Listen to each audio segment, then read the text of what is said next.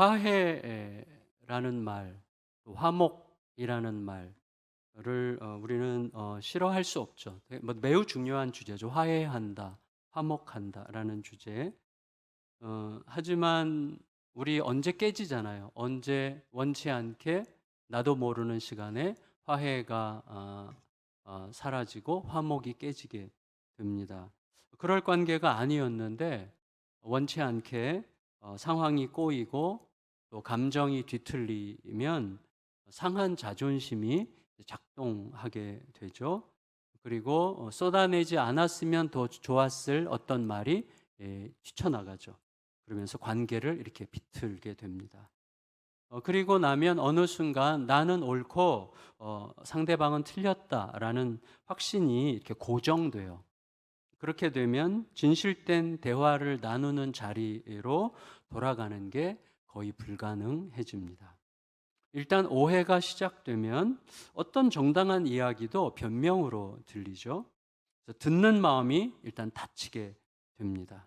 우리는 어떤 경우에는 종종, 어떤 경우에는 일생에 걸쳐서 몇 번 그런 상황들을 경험하고 어떤 경우에는 그냥 덮어둔 채로 살아갑니다. 그래서 일일이 다 풀어서 해결하기에는 너무 버겁고 너무 복잡하고 또 새삼스럽기도 하고 그래서 그냥 덮어둔 채 지나가기도 해요. 그래서 저같이 좀 머리가 이상하게 돌아가는 사람은 가끔씩 이렇게 상상해요. 무척 심하게 다투고 헤어졌던 바울과 바나바가 끝까지 화해하지 않았기를 기대하면서 그러면서 끝내 화해하지 못했다고 해서 하나님이 지옥에 보내시는 건 아니겠지? 이런 생각으로 이제 약간 스스로 위로를 받으려고 할 수도 있겠죠. 근데 어느 순간이 와요. 하나님께서 지속적으로 마음의 문을 두드리시는 순간이 옵니다. 예, 두드려요. 시간이 얼마 전이건 한참 지났건 두드리시죠. 그때는 절대 가만히 있으면 안 됩니다. 움직여야 됩니다. 내 안에 하나님께서 고갈된 이 자유, 고갈된 성령의 그 샬롬을 주시려고 하시는 하나님의 초청이죠. 계속 두드리세요. 그때는 이제 적극적으로 대답을 해야 되는 거죠. 우리가 이미 살펴봤지만 바울이 고린도에 편지를 4번이나 보냈습니다. 4번이나 보냈다는 건 무슨 뜻이죠? 하나님께서 반복적으로 바울의 마음을 부담스럽게 두드리셨다는 뜻이죠. 그래서 거기에 대답을 할 수밖에 없었던 거죠. 만일에 고린도 교회와 바울 사이에 스승인 바울이 그토록 불편하고 힘들었다면 고린도 신자들의 마음은 말할 것도 없었을 거예요.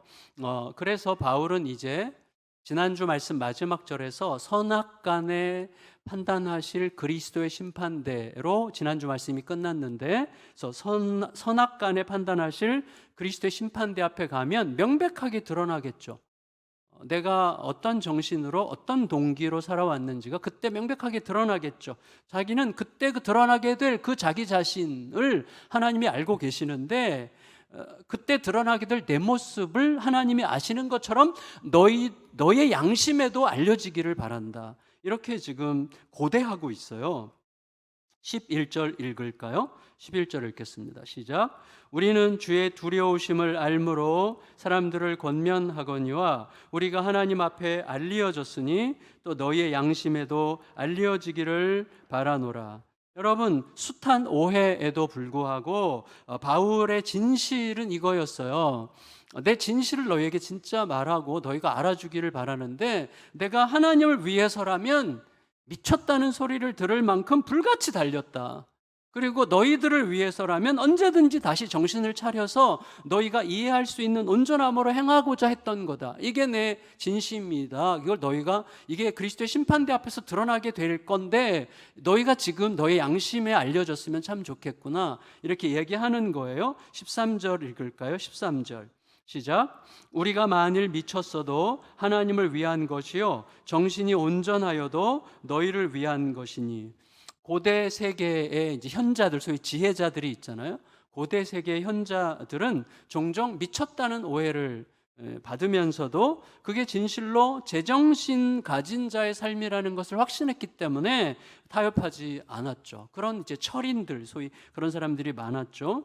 근데 어쨌거나 바울이 그런 이제 흐름 속에서 이해할 수 있다면 바울이 기대하고 있는 것은 두 가지였어요. 두 가지를 기대하고 있습니다. 하나는 뭐냐면 내가 지금 행하고 있는 많은 일들이 너희 눈에 혹은 나를 폄하하고 나를 비난하는 사람들의 눈에 어떻게 비춰지건 간에 사실 내가 말하고 싶은 것은 내가 하는 모든 일이 사람들 앞에서 뭐 나를 자랑하고 뻐길 만한 근거를 확보하기 위해서 그렇게 몸부림하는 게 아니고 오직 예수님을 치열하게 따르려는 여정이었다. 너희 눈에 어떻게 보일지언정 예수님을 제대로 치열하게 따르려고 하는 여정이었다는 사실을 너희가 알기를 바란다.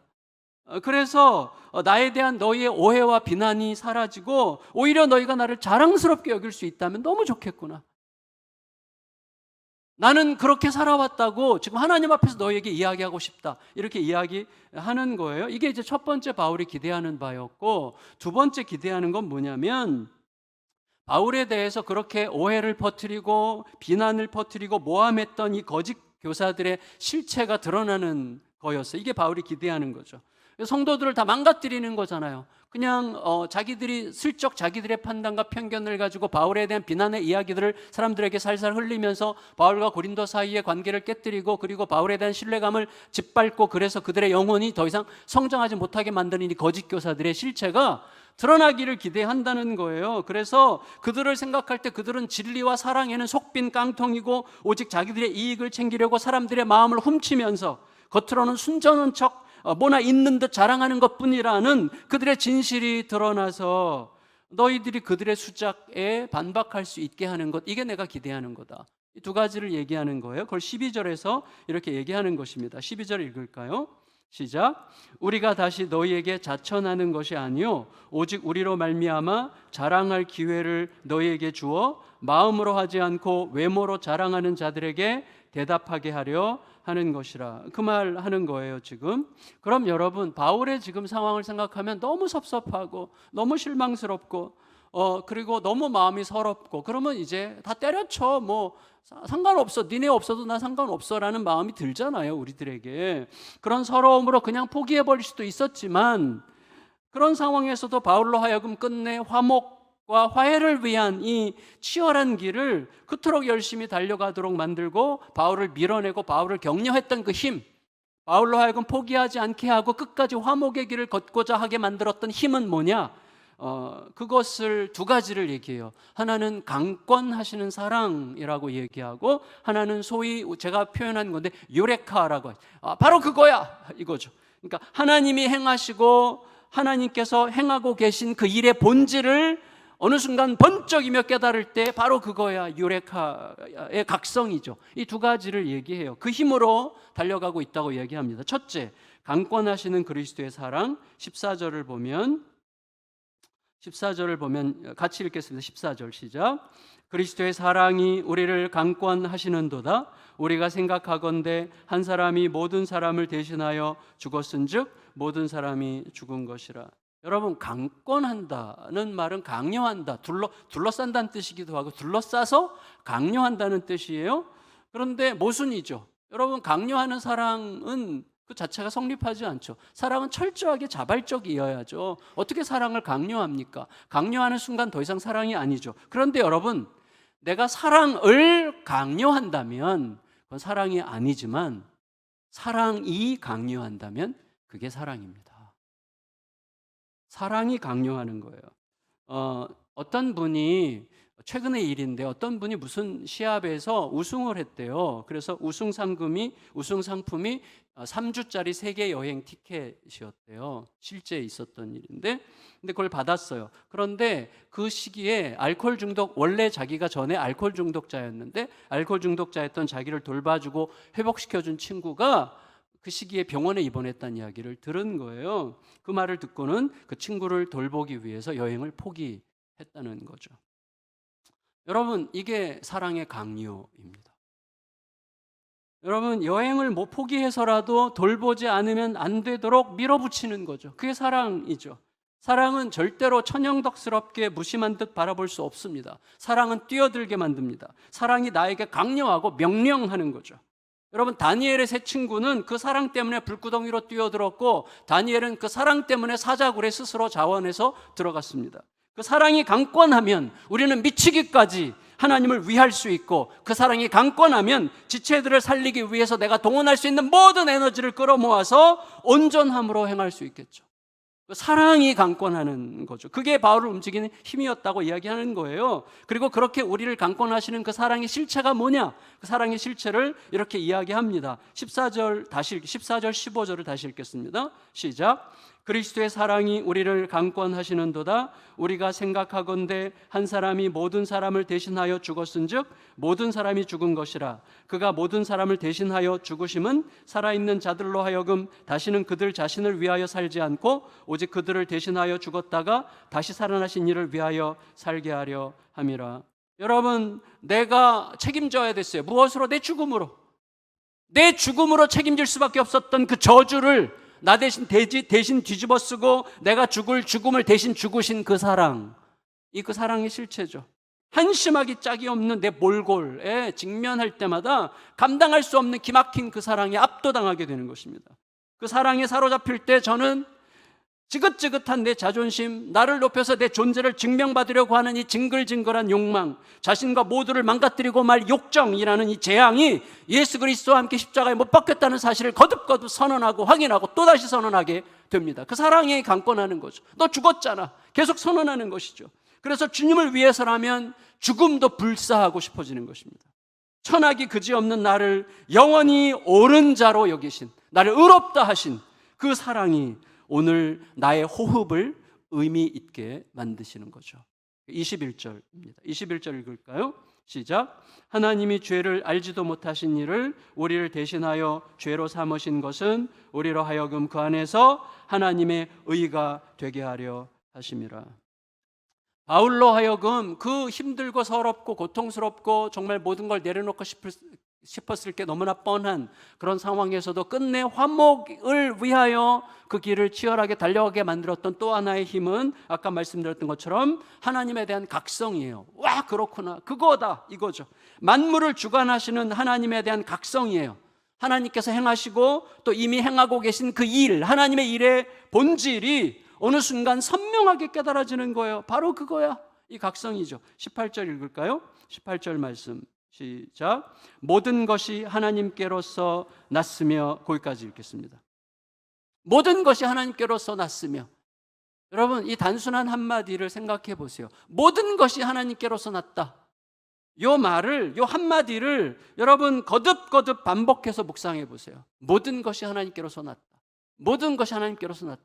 모든 것이, 지금 나를 둘러싸고 있는 이 모든 것이, 나에 대한 오해와 나에 대한 판단과, 그리고 내가 사람들에게 받아들여지지 않는 것 같은 이 환경까지도, 그리고 내가 너무나 힘든, 나를 둘러싸고 나를 감싸서 정말 정말 이렇게 떼어내고 싶은 이러한 모든 현실조차도 모든 것이 하나님께로부터 왔다라고 하는 그 묵상 속에서 내가 해석할 수 있다면 우리는 어느 순간 번쩍이며 깨달아지는 거예요. 여러분, 나를 포함해서 이 땅에 존재하는 모든 것에 하나님께서 당신의 사랑과 행복을 쏟아부으시기로 결정하셨다는 사실을 알게 됩니다.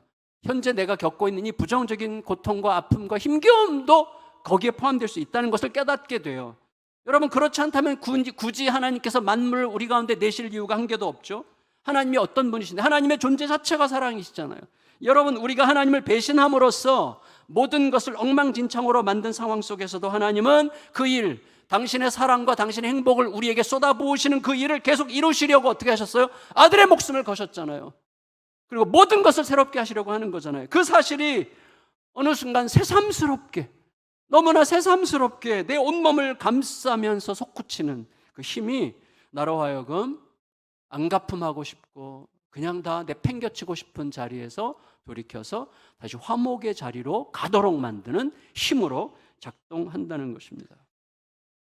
여러분, 그래서 우리들의 삶에 당신의 사랑과 행복을 쏟아 부으시는 하나님의 일이 결국은 뭐냐? 그게 화목이라는 거예요. 화목. 하나님 화목을 위해서 모든 일을 행하신다는 거예요. 왜냐하면 그 화목이야말로 나와 우리 가족과 이 땅, 이 세상의 유일한 희망이에요. 여러분, 이 세상이 화목이라는 주제가 굉장히 낭만적으로 들리지만 이 세상이 화목이라는, 서로 간의 화해라는 주제가 빠지면 이 세상은 그냥 끝이에요. 아무것도 없는 것입니다. 그게 이 땅의 유일한 소망이죠. 18절 19절 다시 읽겠습니다. 18절 19절 말씀 시작. 모든 것이 하나님께로서 났으며 그가 그리스도로 말미암아 우리를 자기와 화목하게 하시고 또 우리에게 화목하게 하는 직분을 주셨으니 곧 하나님께서 그리스도 안에 계시사 세상을 자기와 화목하게 하시며 그들의 죄를 그들에게 돌리지 아니하시고 화목하게 하는 말씀을 우리에게 부탁하셨느니라. 여러분, 이렇게 정리할 수 있을 것 같아요. 내가 하나님과 화목하고 나면 보여요. 뭐가 보여요? 하나님과 화목해야 될 그 사람이 보여요. 하나님과 화목해야 될 세상이 보여요. 그리고 하나님과 화목해야 될 그가 또 나와 화목해야 된다는 사실이 보여요. 그래서 화목의 주제로 세상이 보이는 거예요. 그래서 내가 감당해야 될 화목의 직분이 내 눈에 보이는 것입니다. 내가 예수님을 통해서 어떻게 하나님과 화목하게 됐는지, 예수님의 어떤 대가 치름을 통해서 내가 하나님과 화목하게 됐는지, 내 죄를 나에게 돌리지 않으심으로 이루신 화목, 내 죄를 너 잘못 아니야, 내가 담당하면 돼, 내 죄를 나에게 돌리지 않는 그 사랑으로 나와의 관계 속에서 이루신 그 화목함을 잊지 않음으로써 화목을 위해서 너에게로 달려갈 수 있고 그 화목을 위해서 세상으로 달려가게 되는 것입니다. 내 죄를 나에게 돌리지 않으신 그 사랑이 끝없이 생산하는 힘이 곧 사랑의 힘이죠. 내 죄를 나에게 돌리지 않은 그 책임지시는 그 사랑의 힘이 내 안에서 계속 일어나면서 나로 하여금 세상을 향하게 만드는 것입니다. 내가 누리고 있는 화목의 자유와 기쁨을 그들도 누릴 수 있도록 뛰어드는 거죠. 이 사람에게 뜯기고 저 사람에게 먹히고 이 일로 저 일로 소진되는 것 같아도 나의 주 예수님의 사랑이 나를 강권하셔서 그 길을 계속 가는 것입니다. 결국 하나님은, 저는 이런 상상을 해볼 때가 있어요. 가끔 그냥 제가 아직 못한 것 중에 지리산 종주가 있는데, 지리산을 꼭 종주하고 완전히 숨이 턱턱 막히고 이제 거의 완전히 포기하고 싶다고 생각할 때도 계속 걷고 싶어요. 그래서 계속 걸어서 끝내 마지막 종착 지점에 다다른 다음에 이제 숙소에 돌아와서 샤워를 시원하게 하고 뽀송뽀송해진 몸으로 소파에 딱 기댈 때, 주님 할 때 이 평안에 500억 배 되는 평안으로 나를 안으실 주님, 그 상상을 가끔씩 하게 됩니다. 여러분, 그렇다면 하나님의 반복적인 두드리심에도 불구하고 나와 세상 사이에서 좀처럼 화목이 이루어지고 있지 않다면 어디서부터 시작해야 돼요? 나와 하나님의 화목의 자리에서부터 다시 시작하는 거예요. 그 자리에서부터, 거기서부터 모든 게 시작되는 거니까. 그래서 거기서부터 모든 이제 고리가 이어지게 되는 것이죠. 그러니까 하나님과 진실로 화목하지 못하고 있다면 다른 어떤 것들은 시도해도 되지 않는 것들입니다. 그러니까 내가 하나님과 화목의 자리로 다시 돌아가면 되는 거죠. 나와 너, 우리 가정과 세상에 하나님 당신의 사랑과 행복을 채우시는 그 하나님의 일은 이렇게 우리에게 맡기신 화목의 직분을 통해서 이루어지게 됩니다. 하나님의 은혜로 하나님과 영원히 화목하게 됐다는 사실을 매일 아침 큐티책을 펼치고 말씀을 펼치면서 매일 아침 이 하나님의 은혜로 내가 하나님과 영원히 화목하게 됐어. 내가 하나님의 은혜로 하나님과 영원히 화목하게 됐어. 나는 이제 더 이상 걱정할 게 아무것도 없어. 하나님과 영원히, 만왕의 왕과 영원히 화해했고 그분이 나를 받으셨어. 영원토록 받으셨어. 이 사실을 매일 아침 새롭게 각성하면 어떻게 되죠? 오늘 또다시 너와 내가 화해해야 될 너와 세상을 향한 화목의 직분자로 살 수 있게 되는 것입니다. 그래서 화목은 그런 식으로 성장하고 확장하는 것이죠. 바울은 알았어요. 자기 자신이 화목을 이루시는 예수님의 앰베서더라고, 예수님의 대사라는 것을 알았어요. 나는 지금 예수님 대신 이 땅에서 화목해 하는 자로 부름받은 거야. 그리고 우리 모두가 그렇다고 지금 이야기하려고 하는 것이죠. 그리고 그 화목의 대사 직분이 어디서부터 시작된다고요? 매일 하나님께서 이미 이루신 화목을 확인하는 것으로부터 시작된다는 것을 잊지 않았어요. 20절이죠. 20절 읽겠습니다. 20절 시작. 그러므로 우리가 그리스도를 대신하여 사신이 되어 하나님이 우리를 통하여 너희를 권면하시는 것 같이 그리스도를 대신하여 간청하노니 뭐라고요? 너희는 하나님과 화목하라. 거기서부터 시작되는 거예요. 하나님과 화목에서부터 모든 게 시작되죠. 그래서 마틴 루터, 종교개혁을 일으킨 루터는 매일같이 자기에게 의도적으로 기억한 게 있어요. 자기 자신에게 말해준 게 있어요. 가장 부유하고 신성한 신랑이 가장 가난하고 사악한 매춘부와 결혼해서 모든 걸 품고 귀히 여기고 전적으로 그녀 편 들어주는 방식으로 나와 화목을 이루셨다. 이걸 잊지 않았어요. 가장 부유하고 신성한 신랑이 가장 가난하고 사악한 매춘부 같은 나랑 결혼해서 모든 걸 품고 귀히 여기고 전적으로 내 편 들어주는 방식으로 나와 화목을 이루셨어. 이거를 자기 자신에게 늘 기억시키고 이야기를 했다는 것입니다. 여러분, 이건 우리에게 진짜로 일어난 사실이잖아요. 그게 진짜로 일어난 사실이기 때문에 우리가 지금 여기 있는 거잖아요. 그러니까 이게 나에게 진짜로 일어난 사실이라는 그 기억이 화목의 대사직분을 감당할 수 있게 한다는 거예요. 따라서 화목을 위한 하나님의 두드리심을 느끼면서도 여전히 나는 지금 화목할 만한 상황이 아니야 라고 여긴다면 문제는 상황에 있는 게 아니라 하나님께서 이루신 화목을 내가 어떻게 기억하고 있느냐가 문제라는 것입니다. 고린도 문제 역시 마찬가지였어요. 고린도 신자들이 하나님과 제대로 화목한 게 맞는 건지에서부터 다시 다뤄야 되는 문제가 고린도의 문제였고, 지금의 혼란, 분열, 증오, 미움, 다툼, 바울에 대한 심각한 오해와 분열, 이 모든 게 어디서부터요? 하나님과의 화목이 진짜 어떻게 기억되고 있는지에서부터 시작되지 않았다는 거예요. 거기서부터 시작하라고 이야기하는 것입니다. 그리고 이 화목이 확장되려면 화목이 나를 화목시키셔서 나로 하여금 이제는 누군가를 하나님과 화목해 하시고 나와 너를 화목해 하시는 이 화목에 확장하는 화목의 직분, 이 사역은 어디서부터 시작되냐면 시선의 변화로부터 시작됩니다. 여러분, 우리가 예수님의 강권하시는 사랑의 강요에 사로잡히고 바로 그거야, 하나님이 행하시는 모든 일의 의미가 바로 그거야라는 그 각성에 감싸여서 화목의 직분자로 살게 되는 여정에 반드시 일어나는 변화가 있는데, 그 변화는 사람을 바라보는 방식의 변화입니다. 16절 읽겠습니다. 16절 시작. 그러므로 우리가 이제부터는 어떤 사람도 육신을 따라 알지 아니하노라. 비록 우리가 그리스도도 육신을 따라 알았으나 이제부터는 그같이 알지 아니하노라. 여러분, 그리스도의 사랑, 강권하시는 사랑에 사로잡히기 전에 바울에게 예수라는 인물은 시골 출신 사이비 종교 집단의 사기꾼 교주였어요. 그게 분명하죠. 그러나 사랑에 사로잡힌 이후에 그 예수가 자신의 영원한 주인이 됐습니다. My Lord가 됐죠. 내 주님이 됐어요. 그 사랑에 사로잡히면 변하죠. 여러분, 사람들을 볼 때 변해. 어떻게 변하죠? 이전에는 우리가 어떻게 누구를 대하든지 간에 가만히 생각해 보세요. 여러분, 가만히 생각해 보세요. 내가 좋은 관계라고 생각하는 것조차 내가 진짜 사랑하려고 바라보는 건지 사용하려고 바라보는 건지 생각해 보세요. 깜짝 놀라시게 될 겁니다. 내가 괜찮은 관계인 것처럼 생각했던 것들도 사실은 사용하려고 보는 경우가 무척 많습니다. 그래서 여러분, 그리스도의 사랑, 강권하시는 사랑이 바뀌면 이전에는 사용하려고 봤다면 이제는 사랑하려고 바라보게 됩니다.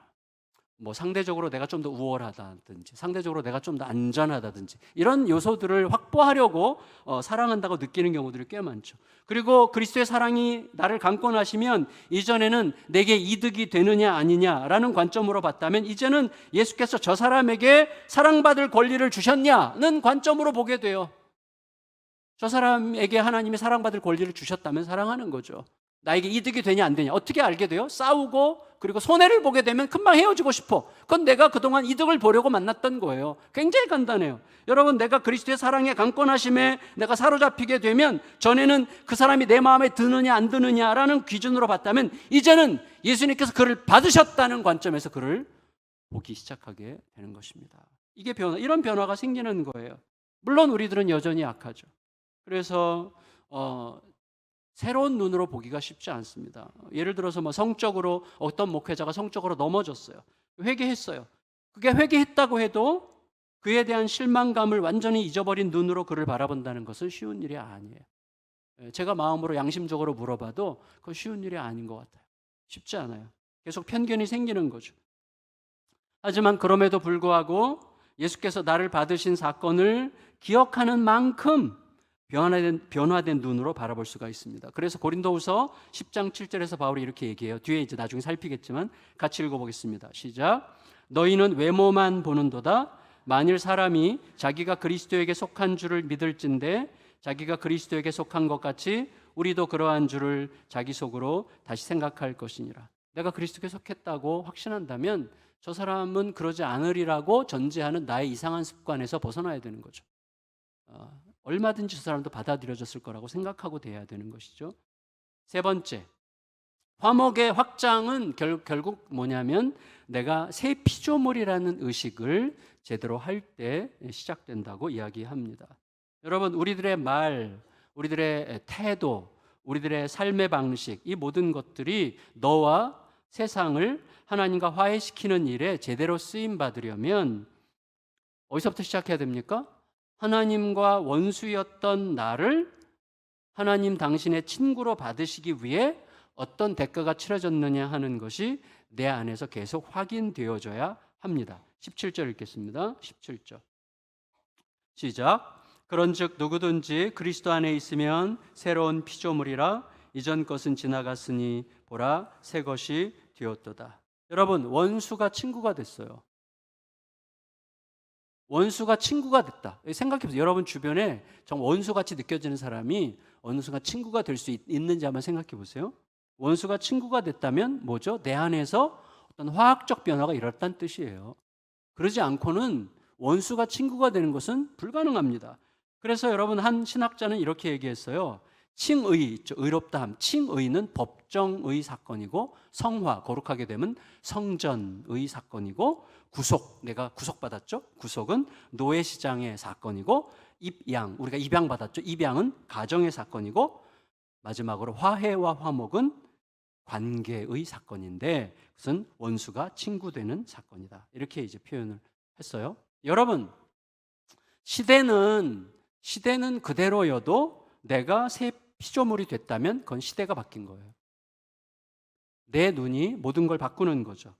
여러분, 해방이 일어났고 신분 개혁이 일어났어요. 예수 그리스도 안에서. 그러니 여전히 양반 노릇 종노릇 하면 이상한 거죠. 시대가 바뀌었는데 예수 안에서 새 피조물로 태어났다면 눈도 바뀌죠. 이거 눈이 바뀌는 거예요. 그리스도를 통해서 계속 보게 되는 것이죠. 그리고 이제는 예수님을 통해서 보고 예수님을 통해서 듣고 예수님을 통해서 말하려고 하게 되는 것이죠. 그렇게 하는 동안에 어느 순간 내가 새 피조물로 변화되게 하시는 그분의 손길에 잡혀 있구나, 이런 게 조금 느껴질 수 있을 거라고 생각이 듭니다. 이런 거죠. 과거의 나로서는 불가능했어요. 무엇이? 거룩에 대한 열망. 여러분, 과거 언제 우리가 거룩을 그렇게 열망한 적이 있습니까? 어느 순간부터 거룩이 열망이 돼요. 이거 뭔가 내 안에서 화학적 변화가 일어나는 거죠. 여러분, 예수님에 대한 사랑이 막 불같이 일어나요. 이전에는 내가 사랑하는 대상이 다 따로 있었잖아요. 예수님에 대한 사랑이, 보이지도 않는, 만난 적도 없는 그분에 대한 사랑이 막 불같이 일어나는 거예요. 뭔가 변화가 일어나는 거예요. 새 피조물이 된 거죠. 과거라면 용납할 수 없었을 사람과 어느새 함께하고 있는 자신을 발견하게 되는 것입니다. 세상 너머에서, 지난주 말씀드렸죠. 세상 너머에서 미래에서 오신 성령님께서 알려주시고 생각나게 하시고 깨우쳐 주시는 말씀을 따라서 가려고 했을 뿐이에요. 그 말씀만 따라가려고 했을 뿐인데, 그래서 내가 한 건 아무것도 없는 게 분명한데 이상하게도 책임을 다한 것 같은 존재가 되는 거예요. 그래서 그런 사람들이 똑같이 얘기해요. 진짜 나 한 게 아무것도 없는데 어떻게 이렇게 된 거지? 라는 말을 진심으로 하게 되는 거죠. 진심으로. 그 길을 가는 분들은 다 똑같이 그 일을 하게 되는 거죠. 왜? 주님 성령께서 깨우치시는 말씀에 순종하려고 몸부림했을 뿐이거든요.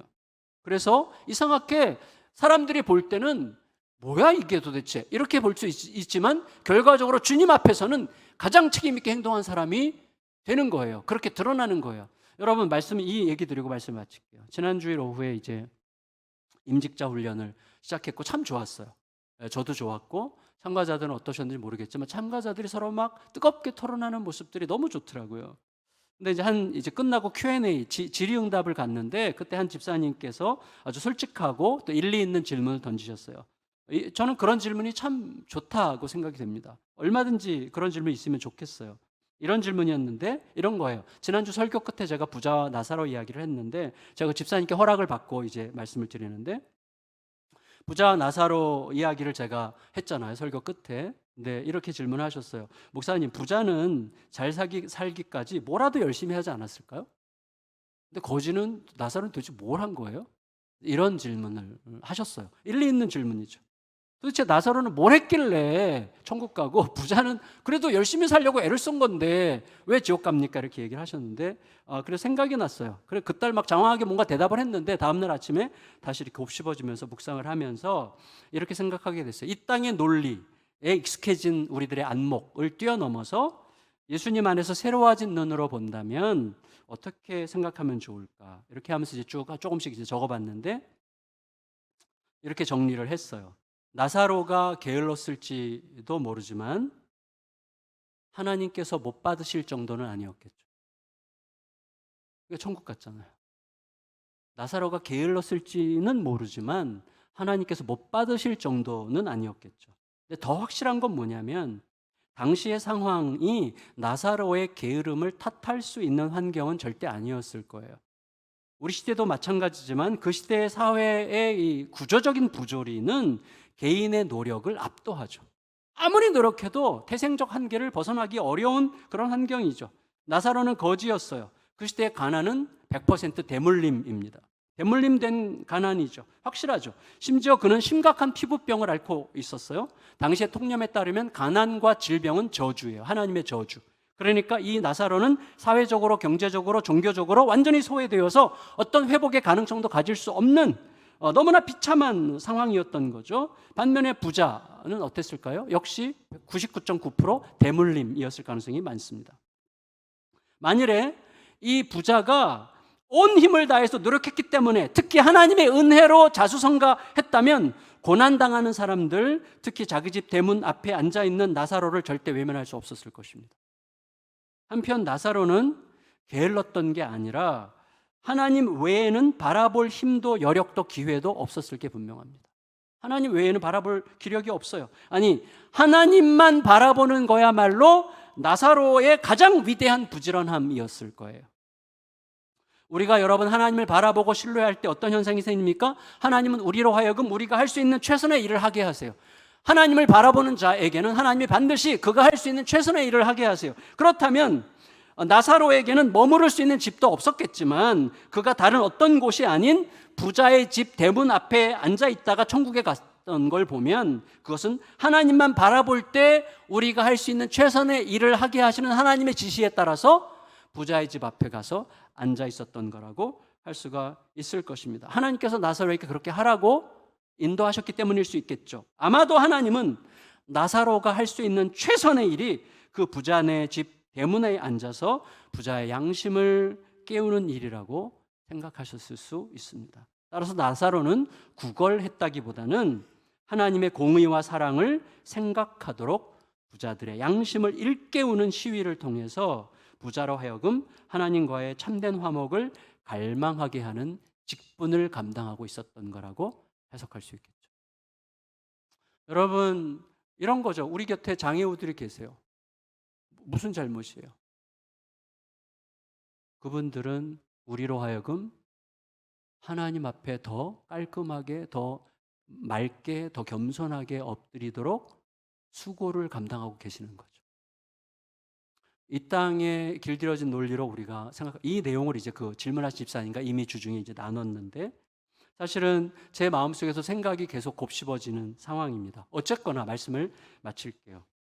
우리들은 하나님의 은혜로 하나님의 원수가 하나님의 자녀가 되는 이 신비한 하나님의 은혜로 하나님의 원수였던 내가 하나님의 자녀가 되는 이 위대한 화목 사건의 수혜자가 됐어요. 그게 우리들의 모든 생각과 행동의 출발점이어야 돼요. 모든 우리들의 사고방식의 출발점이어야 돼요. 안 그러면 우리는 계속해서 누군가를 헤집고 비판하고 판단하고 계속 깨뜨리고 관계를 이렇게 되는 거예요.